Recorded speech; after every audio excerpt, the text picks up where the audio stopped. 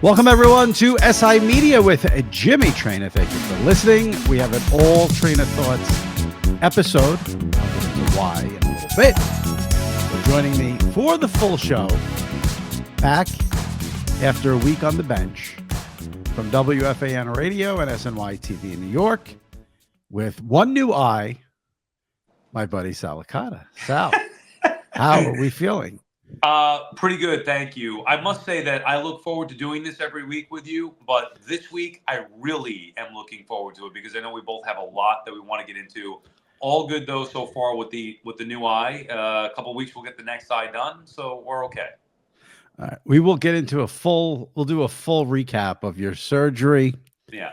We have to read some Apple reviews. Okay. Obviously, we have to talk about the Super Bowl. And hopefully I can get through all this because I'm very, very, very salty this week. So I'm trying not to, I got to try to be professional, but I wish I wasn't even doing this podcast this week. All right. What happened? Because I don't even know this story. What happened?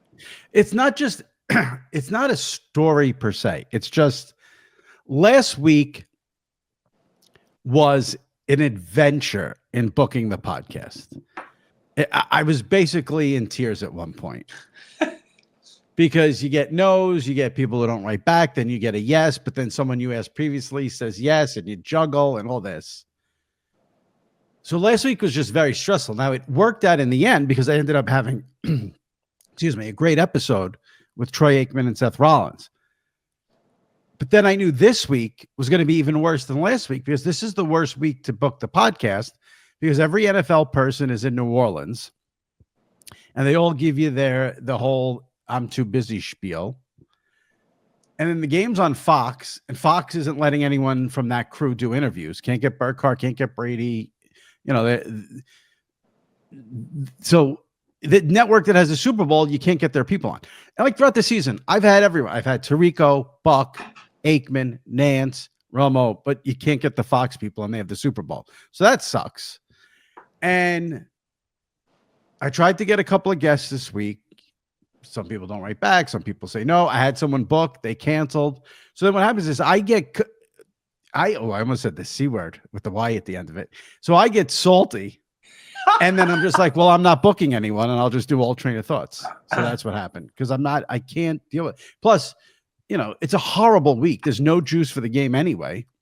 Yeah. Well, I wanted to get into that with you. Why is that the case? Are we just because we're in it and we've lived it in the media and it's oversaturation for us? Or is this like a legit, nobody has any juice about the Super Bowl?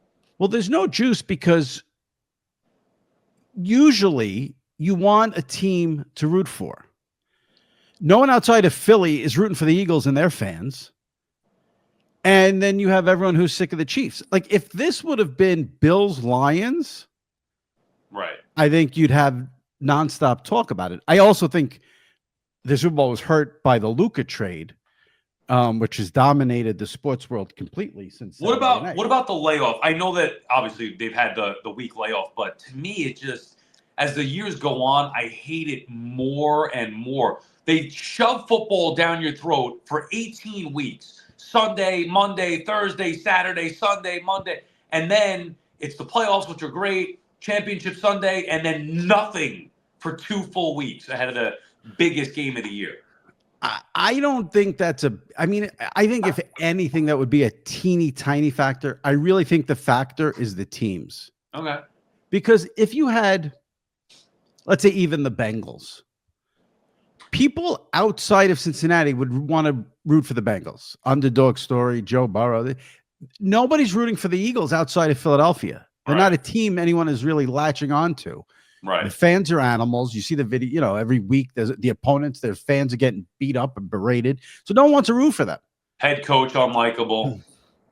So now I'm rooting for the Chiefs, and I want to see the Chiefs three-peat, but there are a lot of people who are, you got to deal with all the, the Jason Kelsey, the Taylor Swift, like people are tired of it. They're just tired of it. Yeah, fair enough. I mean, look, the game comes on, we're going to be into it. We'll be into our bets and all that stuff.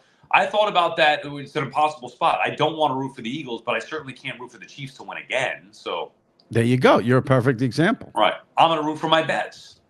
And I do think I think that for the legitimate hardcore NFL fan, I think it's a real letdown that you didn't get Buffalo or Detroit in the game, because everyone would be rooting for one of those two teams. Right. And also, now this is just on me personally because I'm old and out of touch. Like, I don't care about Kendrick Lamar. The halftime show, like, that does nothing. Like, there's nothing. Like, yeah, give me the game and like that's fine. But who's singing the anthem? I have no idea. Yeah, I don't even but know. I will Google. I like Kendrick Lamar and some of his stuff, but that's not what I'm looking for from halftime show. Like, it's not it for me. No, I don't like. I'm fine with it because I know he's very popular. It's just not for me. John Batiste is singing the national anthem. Who? John Batiste. I don't even know who that is. So there's just no juice. But we'll get into like who are better. Let me start with this, even though we've started. How did you find out about the Luka Doncic trade? Because I think it's funny to hear how people found out since it happened at 12 a.m. I saw it the next morning when I woke up, my normal routine, reach for the phone, scroll social media. I saw it there and I was like, what? I didn't understand it. I had to go back because I saw somebody's tweet that like referenced the trade, and I was like, I had to go back and trace it back to where it came from. But that's how I found out. Yeah. I think that's taken a little bit of juice away from the Super Bowl because that's all anyone has been talking about nationally. I was trying to think about it. Like Luka he's a much better player than sort of like Jeter in baseball, but like it would be like the Yankees trading Jeter when he was 25 years old. Like, it's just so insane. It's an insane thing to do. You're more into the national NBA than I am. I mean, I'm into it with the Knicks locally. I just, like, to me, it can't just be as dumb as everybody makes it seem. Like, everybody from the outside is like, oh, this is the stupidest thing ever. And while it is a shock, clearly they had concerns about paying him the $350 million that they were going to have to invest in him. I would guess that Jason Kidd was not a fan and that Kidd wanted him out, which also made it even more specific about why they just identified Anthony Davis as opposed to shopping Luka. It was about Kidd probably telling the Mavericks, get me Anthony Davis and get rid of Luka, and that's exactly what happened. That's what I would think. Well, not one NBA reporter has written that. Like, Jason Kidd didn't even know about this. But that's what they're saying. That's such bullshit. There's no way. I believe that. Why? Because he's not going to want to trade Luka Doncic. I don't believe that at all. What? Well, then if he got him to an NBA Finals last year, 25 years old. Right. Why would you trade him? But then did you see Jason Kidd's reaction? Why wouldn't he be as mad as the Maverick fans? Well, he can't show publicly that he's mad. He's getting a player here. He's got a coach, even though the guy never plays. You think in today's world where we have these GMs and coaches collaborate ad nauseum that he doesn't know that they're going to trade his fucking 25-year-old superstar? No way. 100%. 100%. And the guy who Brian Windhorst on Wednesday sort of had the best summation of this. He basically said about everyone wants to get in on every single conspiracy, and there's no conspiracy here. Like, the GM did this on his own. It was stealth. LeBron had nothing to do with it. Jason Kidd had nothing to do with it.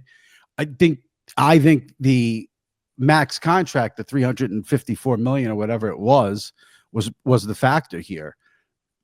To trade him, if Jason Kidd, especially Jason Kidd's not going to want to trade him and get back a guy who never plays. Like, he loves Anthony. Jason Kidd loves Anthony Davis. He coached him before. Okay, but the guy never plays. So you're telling me that I'm supposed to believe that a rogue, basically no-name GM decides overnight or within a span of a week or so to trade a 25-year-old superstar on his own? And he's not going to get fired. The head coach isn't going to ownership, like, or walk out like on that. That makes no sense. I think it makes perfect sense because Jason Kidd would have never let them trade Luka if he knew. He doesn't want to give up. Why would he stand for it? Why wouldn't he just quit and go find another job? Because he's a paid employee. What is he going to do? If it were anybody else, any other coach, and you stripped him from his best superstar, he'd be kicking and screaming and throwing a fit. You can't do that if you're the coach. You still got to coach the team, and you got to coach Anthony Davis. Jason Kidd he quits all the time, and there's no way to me that, especially with that circumstance, who they got back, who the head coach is, who the GM is, and the fact that they traded, I'm just not buying it. I trust the reporters, of course. There's got to be way more to it than just the GM said I wanted to trade this guy. No way. Don't be offended, but I'm going to believe Brian Windhorst over you. You can believe whatever you want. It just doesn't make any sense. Well, of course, it doesn't make any sense. That's the point. It makes no sense. I mean, unless there's something to the fact that they think he's out of shape, he's fat, he doesn't work out, and then he's got to get $350 million. Okay, and who knows that better than anybody? You think the GM knows that or the coach? Oh, the GM. How would he know that? Well, Jason Kidd's coaching him every day. Yeah, but the GM is right there they're there every day. Practice. They know exactly what's going on with the team. You think a trade of this magnitude, I would take it a step further. In any sport in today's world, a trade of this magnitude, the head coach or the manager is going to be in the dark about it? I absolutely think they were in the dark about it. He may have given him a heads up, like this is what's going to happen, but I don't think he said, this is what we're doing. Do you have any issues with it? Yeah, I just don't believe it. There's no way. I believe the reporting. I don't believe that. And meanwhile, both guys are hurt. So there's a little, like, even that trade's a buzzkill. Like, you want to see these guys get in action right away, and neither is playing right now. So yeah, so that's really the only sports thing that's going on besides the Super Bowl. Where are you going to watch the game? What's the plan for Sunday? I'll be home. Normally we would have my family over for Super Bowl Sunday, but now, we're not on Long Island anymore. Plus we get some stuff going on. Really, I'll watch the game. I wish I could have more of an event. I'll probably order some special food or whatever, but no big deal. What do you got going on? You got a party or anything? No, I always have to watch the game at home by myself because I have to listen to the broadcast and write about it the next morning. Right. That column that I write on the Monday morning after the Super Bowl is usually my most read column of the year because I review the broadcast. Yeah, because I review the broadcast. It's a full review of the broadcast. So like, I can't be at a Super Bowl party with people talking to me and yakking in my ear, and I can't hear. I got to hear Brady and be ready to write about it. I get it. No special food or anything. Special bets. No, look at me. I eat special food every day. That's the problem. And I've been sick for like a week too. That's also added to my crabbiness. I feel better today. It's just it's goddamn booking. What are you doing for wagers? I'm sure I'll have some fun with. Honestly, man, there's a part of me that's turned off to it because I like doing the prop stuff because or I should say the parlays with the props because it keeps me interested and it's a low cost with a high reward. But I am smart enough to know it's the ultimate suckers bet. We had this conversation. I will bet the Eagles straight because I believe the Eagles are going to win the game. So I'm not going down without at least putting a small wager on that. But I'd like to do something fun. I just don't know if I'm going to have it in me to do. I didn't even bet the championship games, as crazy as that is. Nothing on either game? Nothing on either championship game. Because why? What was the first game? First game was Washington and Philly. Yeah. Because I liked Washington, and I didn't, for whatever reason, I just didn't take the time to get the bet in on time. And then once I missed that opportunity, the winner, I wasn't going to mess around. So I would have won that, but I would have lost on Buffalo. I would have had the Bills. Yeah, it's funny. I'm sort of in the same boat. Well, I'm in the same boat, I think, as you, in that I don't think I'm going to bet any props. Well, I shouldn't say any. Maybe I'll do one or two just for shits and giggles, like the coin toss or something like that. Yeah. But first of all, I'm looking at DraftKings now. Like, they don't offer the really fun props like the offshore sites because they can't. So I'm just looking here. They've got coin toss. See, like, here's a bet I would never make. Jersey specials. First touchdown jersey number, over 15.5 under. I would never bet that. It's just so stupid. Well, like if you think Saquon Barkley is going to score the first touchdown, then you would bet over. And what are the odds on that? Well, this makes no sense. Over 15.5 is -115. Who would be under jersey number 15.5 that would score the first touchdown? Well, I guess AJ Brown. Right. What is he, 14? And what is Kareem Hunt? He's 29. Anyway, yeah, that's a weird one to me. Why not just bet like straight up first touchdown score Saquon Barkley or whoever you think is going to do it? Yeah, it's a unique way of doing it. Whatever. There's too much. I think my plan is to just bet the game straight up, and that's it. You can bet the Chiefs? Yeah. You do boxes at all? No. Me neither. I get no thrill out of boxes. Like I go, you know what I always find funny too? Like you go to like the deli or the bagel store, they have boxes. Well, first of all, I wouldn't want to be in boxes with a bunch of strangers. I'd want at least my friends in it so I could root against people I don't like or root for someone. And then like, I don't know, like so I'm supposed to walk into the deli today, put my name in a box. Then on Sunday they text me my numbers, and like I don't get any thrill out of that. I need something more exciting. I think it's fun if you're at a party. I can see how it's fun. Yeah, I've done them. If you're at a party with people I could maybe buy it. Yeah, that's how I used to love it when you have a party and you have you fill out the box. Everybody's buying the boxes, so you have people there reacting to it. It's fun. I think it's like people now do. My buddies are like, "Oh, you want to get in this pool? It's like $500 a box. We could split it." I'm like, What? What are you out of your mind? You think I'm going to pay $250 for a box with the luck of some numbers? I mean, that's just total luck. I'd rather take $250, and I know it's not the same odds, but just take $250 and put them on the Eagles or whatever, a team that I think is going to win. When I was using the offshore sites before it became legalized and you started using DraftKings and FanDuel and all that, I used to love to bet like 12 to 15 Super Bowl props because I remember someone asked me this recently. They're like, "Oh, what's like your favorite bet that you've ever won?" And I had to look at the game. It was the Patriots-Eagles Super Bowl, I believe. Yeah.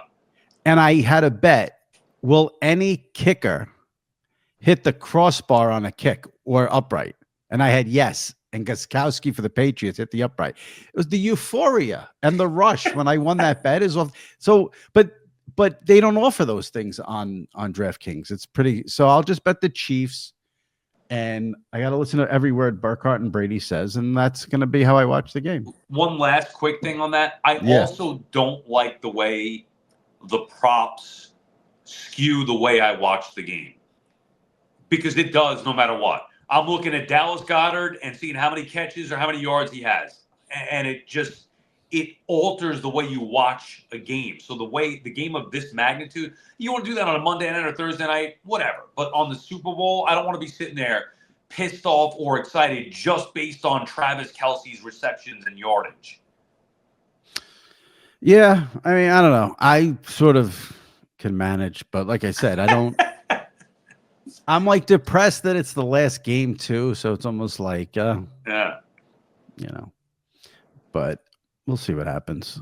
And then when it's over, man, I'm like, what? There's nothing going on next week. March Madness in a couple of weeks, Actually, they've got March Madness. It's so bad. That is a sport I just can't watch. Meanwhile, you used to love it more than anything. You used to go to Vegas for the tournament.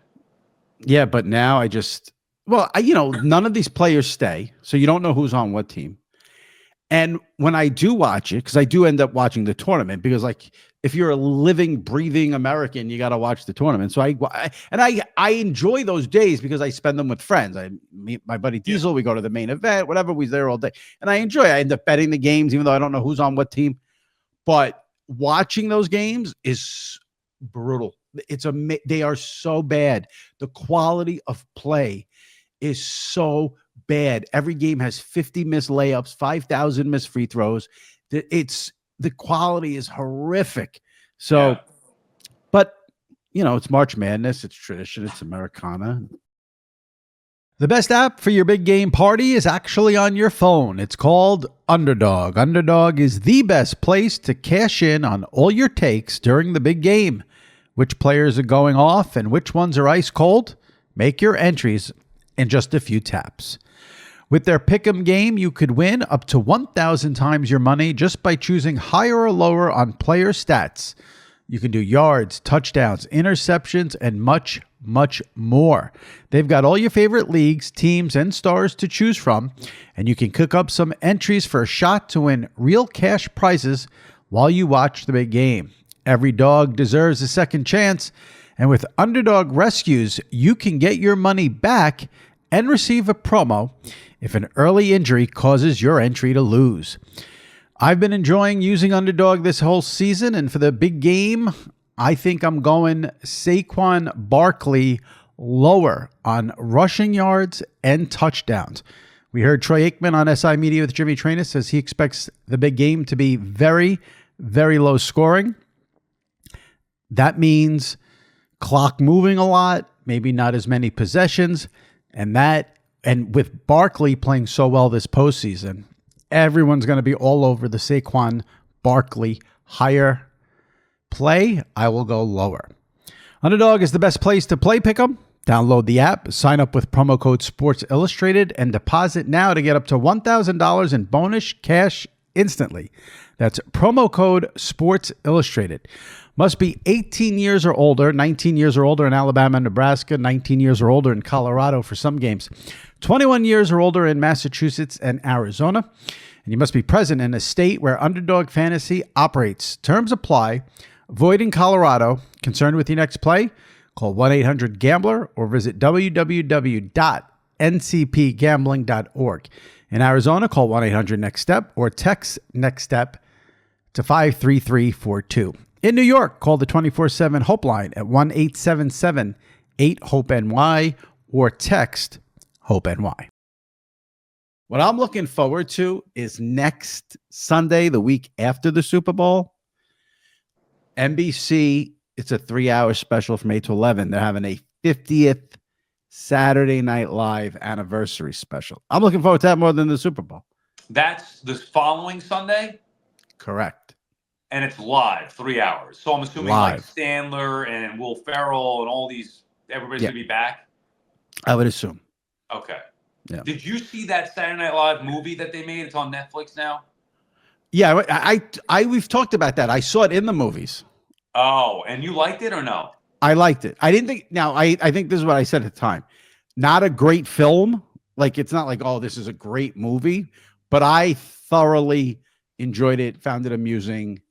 And, you know, when I went back after and then read about it, it wasn't. The movie tells you it's based on the first night ever of Saturday Night Live. Basically, they combined the first season and made that into the movie. It's not the first night, even though that's how they sort of sell it. So those things that happened in the movie happened over the course of the first season. Exactly. I thought it was okay, but I love the book. I know we've talked about the book years ago. I thought this was okay. I will be into that show, though. I'll make a point to watch that the 50th for sure. And the other thing I would highly, highly recommend is on Peacock. There's a show on there. I don't know the exact. It's like SNL and music, or 50 years of SNL music, or music and SNL, something like that. And it's awesome. It's more than 2 hours, and it covers all of the musical guests. The first 7 or 8 minutes of the show is this incredible mashup. And I didn't know it at the time when I watched it. Then I found out after. It was done by Questlove. Excuse me. And he mashes up a bunch of the performances. It is tremendous. And then they get into some of the controversies over the years with musical guests. They got into like when Sinead O'Connor ripped up the picture of the Pope. Yeah. When Kanye West lost his mind doing the musical act one year. Huh. They got into this great old footage of like Nirvana was the musical guest and the host was Charles Barkley, and they show them doing like the promo for that, which was pretty cool footage. They get into, Wayne and Garth with Madonna. There's a whole bunch of stuff they covered. Ashley Simpson, when she got busted for lip syncing, that was a famous one. I don't remember that. Yeah, so highly, highly recommended. I watched that this week. And then the other thing I've done since football is over is I started a Curb rewatch. It brings me so much joy. I saw you tweet about it, and it motivated Yes. me a little bit to maybe want to do the same. Season 2 of Curb is the funniest season of any show ever. I will stand by that statement. Season 2. There is just the first episode is Larry trying to be a car salesman. And he has a big fight with Richard Lewis. It's so good. What year did that show start? Do you remember off the top of your head? It was either 2000, like season 1, I think was either in 2000 or 2001. Right. Hard to believe that it's been 20, 25, 25, 24 years. That's the first episode ever of Curb was it was in 2000, October 15th, 2000. Yeah. Wow. But when you watch those early episodes too, I mean, there's so much stuff that would not fly today. Like, you don't think of that as one of those shows. It's totally one of those shows. Yeah, that's insane, man. 25 years ago. That's a good rewatch, though. It's a good. I haven't ever, I don't think, rewatched that.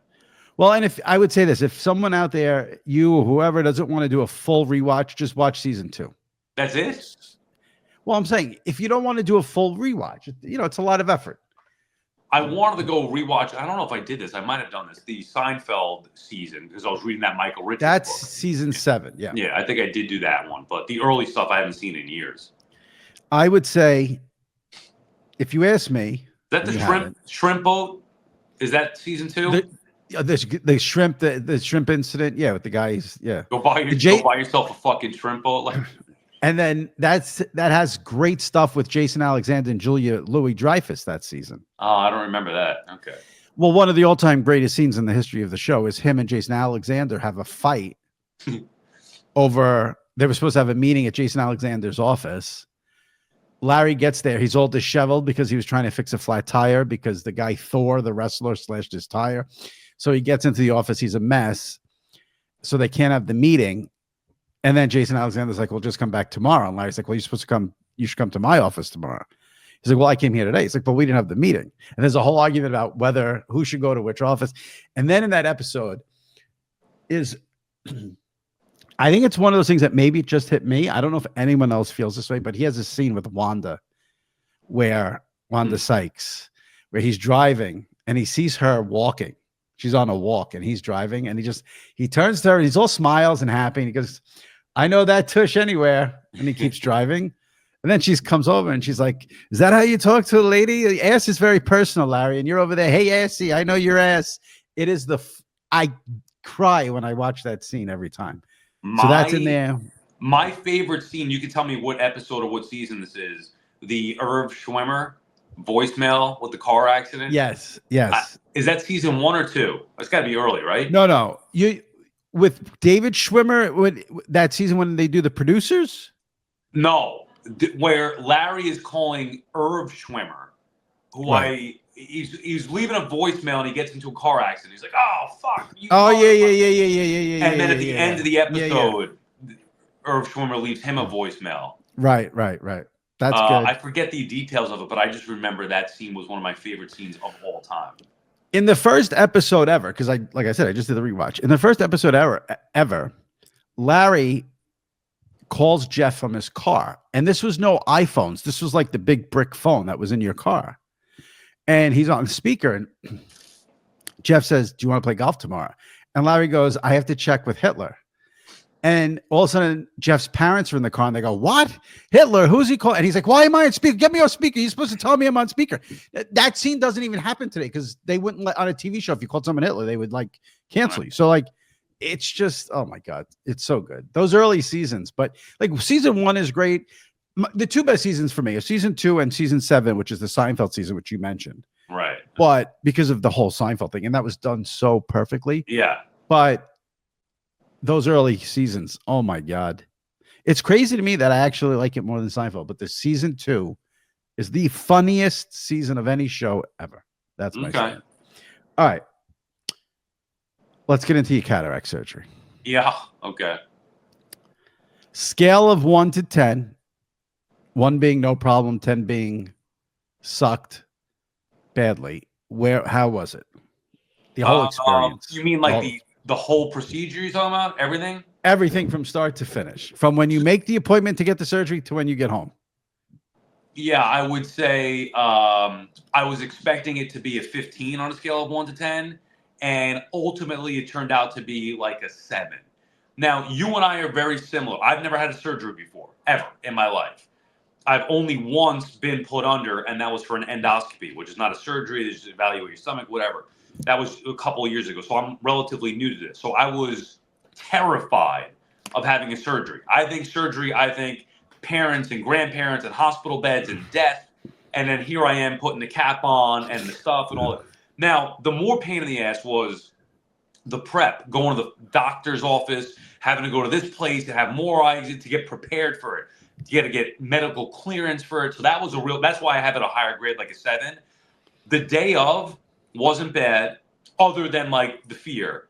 And I just mentally like kind of was like, all right, fuck it. Let's attack this. I need to get it done because I can't see anymore. It's like impairing my life. It's hurting my quality of life. Did they give you a Xanax or any anti-anxiety meds?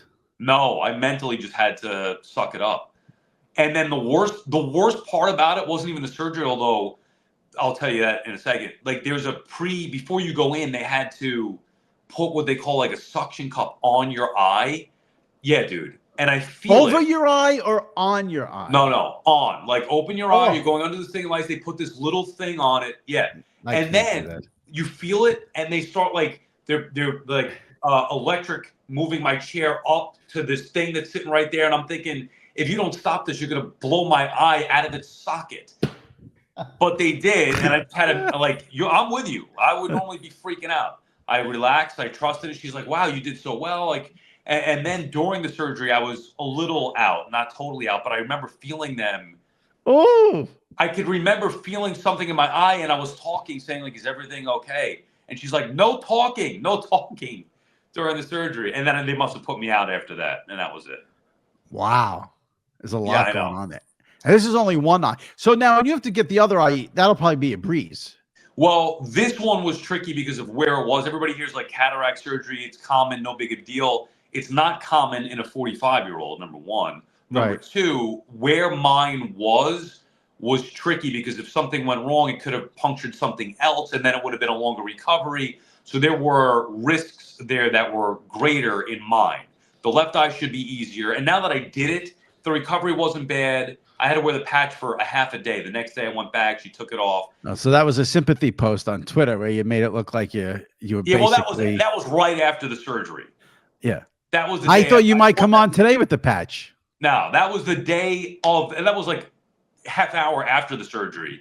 Yeah. The next day I went to the doctor and had it removed. Now the pain in the ass after that is 4 eye drops a day, 2 different kinds, 4 times a day. You know, you're still seeing a little blurry, but the mess up is now this eye is good and my other eye is not. So in the other eye you have cataracts too. Yes. So you had them in both eyes. Yes. Got it. So if I definitely see better though. Like I don't necessarily need glasses right now, which you can tell. But. So once you get the other eye fixed, you'll be 100% with your vision. Knock on wood. Yeah, I need reading glasses for certain things, maybe to look at the phone on occasion, but yeah, I should be good to go. Now, when you get home, so you have the eye patch on for half a day. Yeah. Now, I would imagine with that kind of surgery, like you can't milk that in terms of like you've got to rest, you've got to lay down.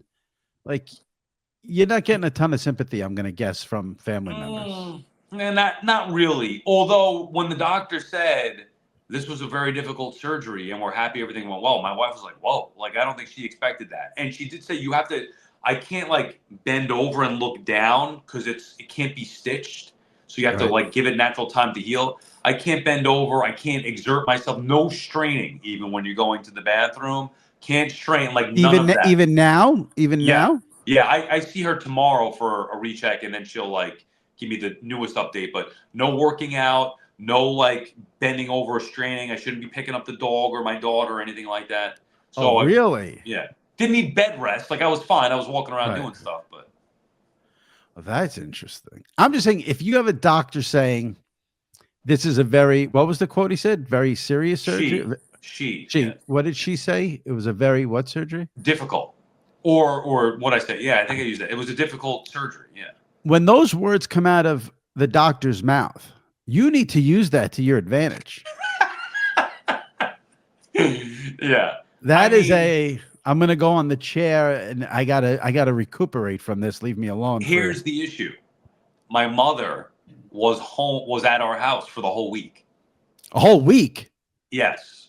Not because of your eye surgery? I had to pick her up the weekend before, took her to work with me for a day to get her out of the house and, keep things separated a little bit. Then she was there to watch the baby Wednesday and Thursday while I had the recheck. So then Friday was the day where we were all there together. Like there wasn't going to be any, I'll lie in bed and you got my mom for the day. I had to be around. So wait, your mom went to the hospital with your wife and your daughter? No, my mom stayed back with the daughter. Oh, yeah. That makes sense. That's okay. Yeah, that's what I mean. Okay. All right. So, all right. Yeah. A whole week. Yeah. I bet you have some stories about that. Saturday morning, I think all parties were ready to disperse. Did you drive? Wait, can you drive with your eye? I can now. I mean, I didn't. How'd your mom get home? Remember the guy who I told you got me the Christmas tree? Oh, God. Here we go. The guy who shoveled, or what did he do? Mitchell in Fort Lee. He's the guy that got me the Christmas tree. He drove that's right. Right. I said shoveled. I meant, get the Christmas tree. So he drove your mom home? Yeah. Fuck. This is absurd. All right. So do we have a date on the second eye? Yes. February 26th. February 26th. All right. February 26th. The other eye. Wish me luck. Yeah. I'm going to need it. I mean, we'll talk before then. Yeah, for sure. All right. I'm glad we got that recap. I conquered a fear. I know you have that fear. I had it too. Now I feel almost like Superman. Like, oh, this is great. I had a surgery. I'm not that scared anymore. Well, see, my thing there is you're much braver and tougher than me. The eye thing freaks me out. So like I have to get something done to my back. I think they're going to put something in there, like some stimulator to hold. Don't even ask. And, but the guy's like, yeah, he's like, I numb the area. You're in and out. Like, that's fine to me. And if he said he had to put me under and give me anesthesia, like I wouldn't care either because he's doing my back. Right. The eye I would not do well with anything with the eyes. That's why I wear glasses. I don't want to have contact because I can't put anything in my eyes. Imagine, I was exactly like you. Imagine when I first found out about this a few years ago, where I went for a regular eye check and a different doctor was like, oh man, you're going to have cataract surgery. I was like, nah, I'm good. He's like, no, you're going to have it. 3 years later, I'm like, I got to have this fucking surgery. I can't do this anymore. Either keep living like this and eventually have to get it, or just get it over with now and have a better quality of life for the next, the rest of my life, hopefully. Well, I know just from being friends with you, whenever we go out to eat, you can't look at the menu. Yeah. I've heard you say numerous times, I can't see. Right. So when you get to that point, you can't live that way for too long. You go out of your mind. Yeah. Driving was bad. Any kind of sun glare or at night, like it was really paralyzing me in a lot of ways. So I had to get it done. All right. Well, Sal missed last week. I did put that picture of you in my column. I don't know if you saw it, but I did not see that. Yeah. Well, because when I think I teased the podcast, I said, Sal's not on this week. This is why Seth Rollins is filling in. So you weren't here last week. So we have to read the January reviews. Okay. And there's a lot of them. So I'm going to try to speed through here. So you're not here for now. One thing I just want to say quickly. I love and appreciate all the reviews. I will read every one you leave, but don't knock the guests in the review because I can't read those because it's not cool. It's not classy. They're doing me a favor and then you rip the guest for whatever. So those I'm not going to read. I'll read it. You want to knock me? I'm a shitty host. The podcast sucks. I'm a fat fuck. I'll read it. I don't care. But don't knock the guest. Don't knock Sal. He's doing this, You can knock me too. That's fine. You got to give him something. You can knock me too. If it's funny, it's fine. But I had a review. Like I had Deitch on. Someone's like ripping him to shreds on my review. That's not nice. The guy came on. He's doing it. So I'm not going to read those. All right. It's just not. It's not cool. It's Not going to read those. They said he sucked. The podcast is much better now. Well, they got into details. That's what I don't like. Like he, in this, and I'm like, I'm not reading that. I can't read. It's not nice for me to read that. Say it about me, I'll read it. All right, and leave Sal alone. All right, here we go. Well, 99% of them, they're all kissing your ass, but we'll see what happens. All right, here we go. Rutgers 2005. 5 stars, so right off the bat, good start. Longtime listener, I really enjoy everything about the show. My only constructive criticism is that Jimmy needs to learn how to properly say the words bonus cash when reading his promos. It is comical how he continually says bonus cash. See, I can't say it. He's right. As if these words were the 2 hardest words to pronounce in the English language. Just say it slowly. Bonus and then cash. Keep up the great work, Jimmy and Sal. So wait, let me, if I was doing the promo for it, like, oh, sign up for so-and-so and get $3,000 in bonus cash. You can't say that. It's what it doesn't sound right. I still I hear bonus cash. No, you said bonish. Oh, really? Yeah. I guess it's better than boner. Bonus cash. Okay. Bonus cash. Yeah. You said he's right. You got to go slow. Got to read it slow. All right, here we go. Oregon Duck Guy, 5 stars. Jimmy's passion and enthusiasm for all things sports media is what makes listening to this podcast fun. He's your average dude at home watching sports, but he happens to have a podcast to share his thoughts. He's the sort of neighbor that you'd never want to run into on the sidewalk because he'd talk your ear off about some very important but hilarious topic. Highly recommend and look forward to all the insights and stories in the year to come. Opposite. I don't talk to any of my neighbors. I have not started a conversation with one neighbor ever. Right, that's why you talk here. Get it out here. Yeah. In fact, I just had this discussion with my niece because I took her somewhere where we go regularly. And every time I go in there, the guy talks to me about sports. So I said, I know he somehow, I don't know if he got the name, Googled, Instagram, but he knows I'm involved in sport. So every time I go in there, he talks about sports. So when we went there last week, he started, what do you like in the Super Bowl? And I'm just like, oh, I can't. And my niece doesn't understand why I don't like it. And I'm like, I don't want to talk about it with strangers. I'm not trying to be mean or whatever, but It's like I work all day, do what I write my column, I take my podcast, I take her somewhere, and then they're asking, just leave me. It is part of the beast, though, and I'm with you. Like generally, same thing. My wife's like, "Oh, why do you want to talk to these people at the party about sports?" I'm like, they're the last people that I want to talk to about sports. I talk all day, every day about sports. I don't want to go to a party and then talk about sports with people who don't even know what they're talking about a lot of the times. But you have to do it. I mean, it's, And I know I sound like a dick saying that. I don't mean it to be a dick. I do. I think the worst part is like the people who know that you're in sports and they're just trying to like have a common bond with you, but really they don't care about that. That's the issue. But here's the thing. It's way worse for you, I think, than for me from this. Well, here's why it's bad for me. I don't argue or debate about sports in my job. I write a column called Train of Thought. So I give you my thoughts and then I host this podcast. I don't argue about everything that's going on in sports. So naturally, when someone wants to talk to you about sports, they want it to be like a debate. So if someone says to me, oh, I think the Eagles are going to win on Sunday, I'm like, okay. I have no response to that. I'm not going to sit there and tell you why I think the Chiefs are going to win. I don't want to do that. Right. Now, if someone said to me, like, if they knew that I covered media and they said, like, how do you think Brady did or something like that? Maybe I could get into that and go listen to my podcast. But, someone's like, who should the Yankees sign this offseason? All right. First of all, how would I know? Second of all, you're only asking me that because you want to tell me who you think the Yankees should sign. Then you want me to argue with you. The last thing I want to do is argue about sports. I don't do it. You do. That's what you do. So you probably get people want to do that with you way more than me, but I don't, I don't mind having a sports conversation. I know that it's part of the deal, but when it's like at a party and somebody's like, oh, like my wife's friends, oh, or family, oh, you work in sports? Hey, how about those Mets? Like I have no tolerance for. If you're gonna do it, and I'll talk in a little bit. I can't do the like, hey, the Yankees had a good year this year. I'm like, dude, come on. I don't want to debate. I just don't want to debate and argue. I can't do it. Right. Yeah. About sports. No offense, but it's meaningless. I don't care if you think the Eagles are gonna win. There's no impact on my life. All right. Matt Man fan, 5 stars. The interview with Triple H was great and highly recommended. I am very excited for Raw's debut on Netflix. Keep up the good work, and I look forward to seeing if you have any more interviews with wrestlers or wrestling personalities coming up. Seth Rollins was here last week.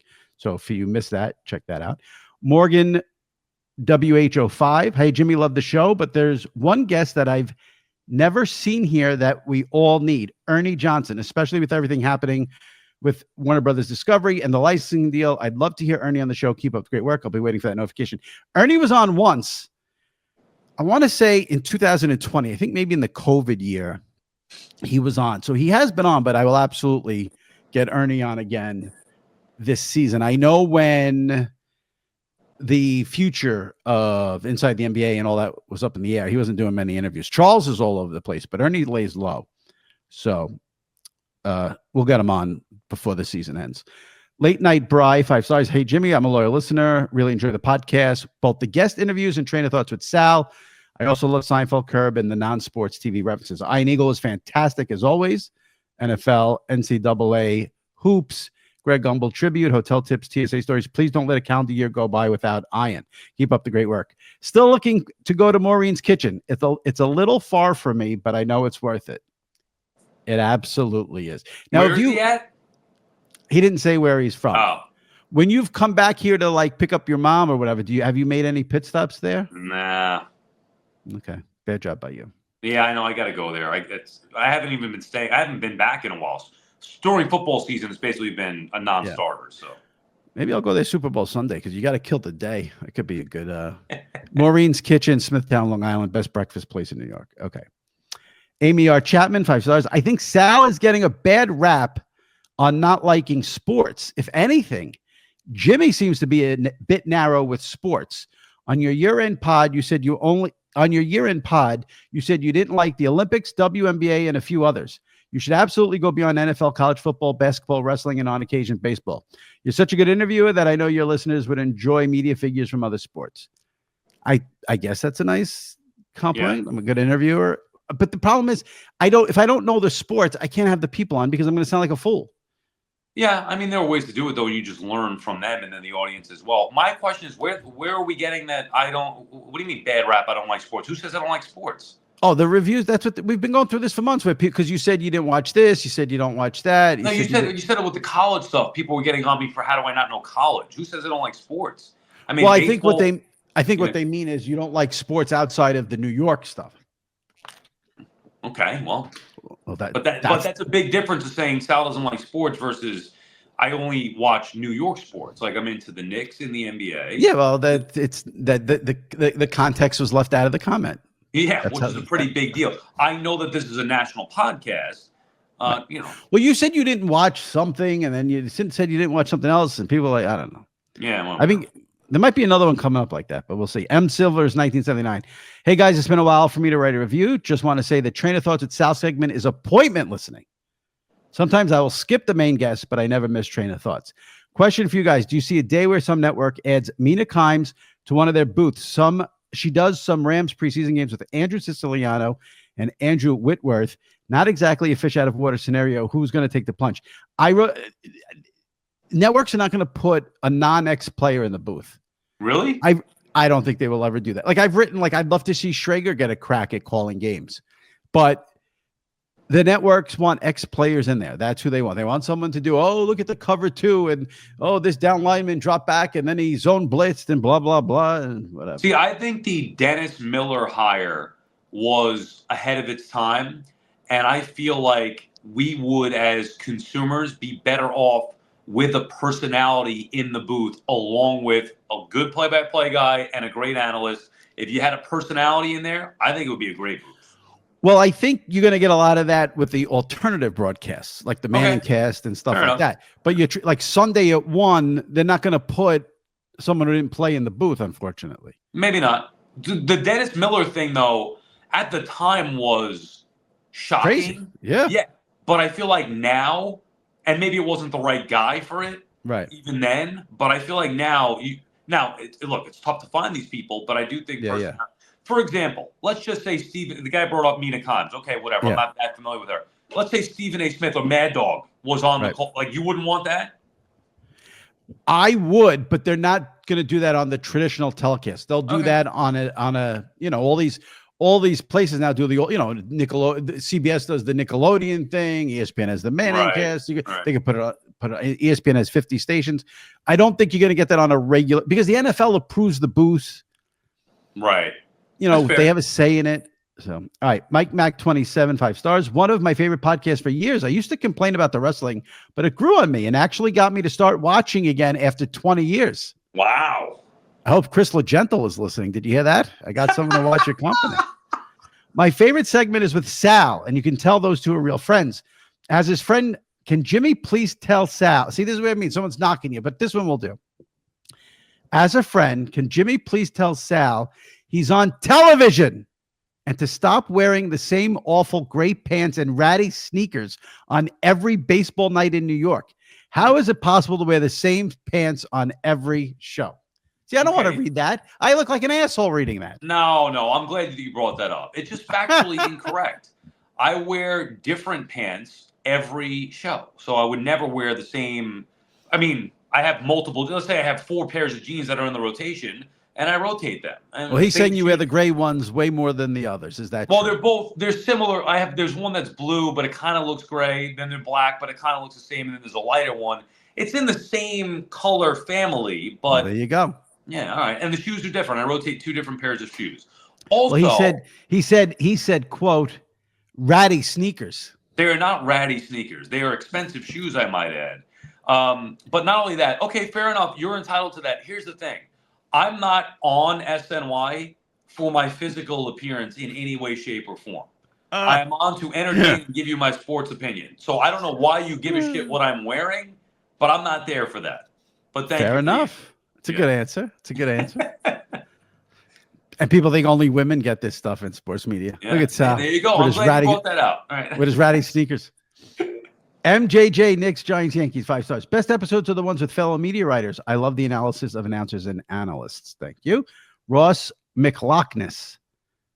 See, I can't read that. No, come on, read it. No, because it's about Deitch. I don't want to read that. Not nice. All right. Araj 18, 5 stars. Can't wait for Thursday. Has become one of my 2 favorite podcasts, despite the fact that Jimmy and Sal love New York teams, as I am a Boston guy. Awesome guest, and Jimmy knows how to ask the right questions. Can't wait for the Sal segment. Sounds like hanging out with your best friend or brothers. Keep up the awesome work. Oh, you get ratty sneakers, and then you get one like that. You're like, okay, I'm just going to show this. This guy left me 5 stars, but listen to look. This is the length of the review bashing Richard Deitch. Like, I don't need. Yeah, I don't bash Richard Deitch. All right. Red Sox rule 1502, 5 stars. Love the pod. Guests are always timely and entertaining. Would love to see you have Bill Raftery on during the basketball season. Thanks for carving out separate wrestling guests into their own pod. Saves me the trouble of advancing through them to get to this session with Sal. I have tried for years to get Raftery and Ian on together. It's not easy. It's not. I'm not sure Raft with the Zoom and the computers. It's might not be easy, but I will do my best. That would be do fun. that before the basketball season ends. All right. Paul Soley, loved the Michael Richards book. Just finished the Henry Winkler and starting the Ed Zwick book per episode with Schrags and Perloff. Love that. On the year-end episode with Peter Schrager and Andrew Perloff, they gave book recommendations, and this guy listened. Thank God he liked the Michael Richards book. I like that. Marshfield, Wisconsin. 5 stars. He tagged this Jimmy's nieces. Conversation with Florio was good. Agree on the movie discussion with Sal. Sci-fi and which movies are awful. That's what you said. You blew off the national title game and watched Wicked. That's why people think you don't like sports. Oh, and it was great. much better 2 hours and 40 minutes with Wicked. Adam in Carolina. I've been in sports television more than 2 decades, and this is by quite a bit the best sports media podcast on the planet. I love Jimmy's personable, affable nature, and more importantly, so do his A-list guests. I'm super Southern and love Train of Thoughts because it's so different from anything else we get down here. Keep up the great work. Jimmy, you're the voice of the fan. Well, that's really nice. God, very nice. All right.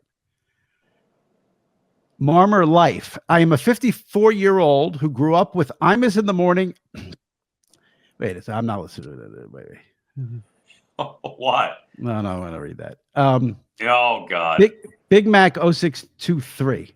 All right, this is long, but Been listening to the podcast for the last few years, and I have to say it has become a real highlight of my Thursday mornings. Love how Jimmy makes the interviews seem more like conversations. Really like how he has a mix of sports personalities and sports media insiders. I really like the weekly segment with Sal. For a Boston sports fan, the segment is the perfect taste of New York sports talk radio. My favorite part is when the guys complain about events getting in the way of their football watching. It's going to be content gold when Sal's kid starts having events on Sunday afternoons in the fall, i.e., dance recitals and sporting events. The complaining is going to be off the charts, and I can't wait. Keep up the good work, gentlemen. Not happening. What's not happening? I'm not doing it. I'm not doing that stuff. I will not. Sure. I'm not doing it. Right. So your daughter's going to have a dance recital, and you're not going to go. I mean, maybe I'll encourage her not to dance. I don't know, but I can't. I'm not doing it. You're doing it. You're absolutely doing it. Oh, I don't want to do that. But you will. And let me tell you this from experience. You want to put your daughter in soccer. You want to put her in softball. Fine. Go for it. There is nothing. And I mean absolutely nothing worse than the dance recitals. Hell on earth. 2 hours, 30 performances. Your kid, or in this case it would be my niece, is in like 3 of the 30. Brutal. I will request a rundown, and I want to know what time she's going to be on within 20 minutes. And when she's on, I'll watch, and when she's done, I'm out. That's it. I'm not showing up for everybody else's kid. I don't even want to see my kid dance, let alone your kid. And there's no way. It's a waste of time. No way. You are in for a rude awakening. Rude awakening. All right.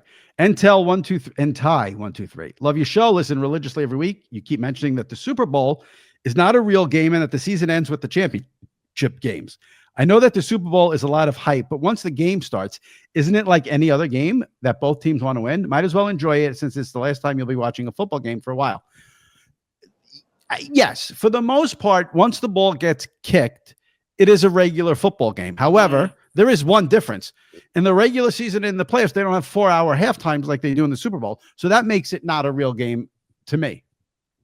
It's a glorified exhibition. That's what it is. Well, it's not a glorified exhibition. It is. The whole. It's in a neutral site. Well, neutral site too doesn't make it a real game. Good point. Good point. Yeah. Neutral site, 1 hour a halftime. It's bullshit. All right, here we go. Last one, B Stuhler, 5 stars. I'm not into wrestling, but Triple H was great. The best guest has yet to appear, though. Sal's wife. Make it happen in 2025. First question. Are you aware Sal said he's never going to a dance recital? He said, I don't want to watch my daughter dance. We'll see how that segment goes. That will be some bonus episode. Before we say goodbye, look, does that look ratty to you? This is what he's talking about. I mean, it doesn't look ratty, but it doesn't look fair enough. What's the word? What's the opposite? Yeah, but that's not ratty. It doesn't look like a nice, clean, classy shoe. It is. Well, You asked, I answered. Yeah. No, you're fine. But it's not ratty sneaker. It's not. But wait a second. You're wearing those now? Yeah, and I'm gonna walk right over to SNY and wear them on TV later. Yeah. So you don't have different dress shoes that you put on when you go to SNY? I do have different dress shoes. I don't wear them all the time. Clearly. I like this new modern look with the Cole Haan more stylish dress shoe than the traditional dress shoe. But you cannot like them. That's fine. You can't say that they're ratty sneakers because they're not. All right, here's what I want you to do. Take a picture of the sneaker like the way you just held it up. Take a picture. Yeah. Well, wait, I'll text you on Thursday when I put the pod out.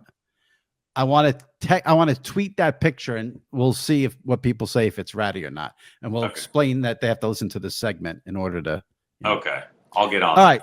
Sal, enjoy this. Now, Sunday, the game's not until 6:30. What is there anything on the agenda before the game? No, really haven't thought. We actually have a clean slate this weekend, so I might go to. I might want to take my daughter to American Dream Mall for some Sesame Street learn and play thing. But and now that the calendar's freed up a little bit with Sundays, and you're right, that's basically a Sunday off from football because 6:30 she'll be in bed by then almost. So right. I don't know yet. Yeah. All right. Well, enjoy the game, and let's get that. Now, give me your vision right now. Is it like 100% out of that eye? Good question. I would say 90 something. All right. Maybe before it is 100. It's not 100% healed, I don't think. Right, But I can right. see pretty well out of it. The old eye is the one that's a little shaky. What percentage was that eye before the surgery? This one was worse. They do the worst one first. What was your percentage of vision? I mean, it's not necessarily like, oh, I can't. It's when the lights are on, that's when I have an issue seeing. So right now, the light doesn't impact me, which is just like the greatest relief I could ever have. You know? All right. Well, heal up. Enjoy the Super Bowl, and we will see you next week. Thank you. Talk to you later. Enjoy the game. All right. Take it easy. All right. My many thanks to Sal Licata. My many thanks to you for listening. If you missed any recent episodes of SI Media with Jimmy Traina, go into the archives, check them out. Troy Aikman was on the show last week. Mike Florio 2 weeks ago. Richard Deitch 3 weeks ago. Ian Eagle 4 weeks ago. So if you missed any of those interviews, go into the archives, give them a listen, and subscribe to SI Media with Jimmy Traina. Very important. Subscribe and also leave a review on Apple, and we will read it on an upcoming episode. All right. That wraps it up. Enjoy the Super Bowl. We'll see you next week. Stay safe and take care.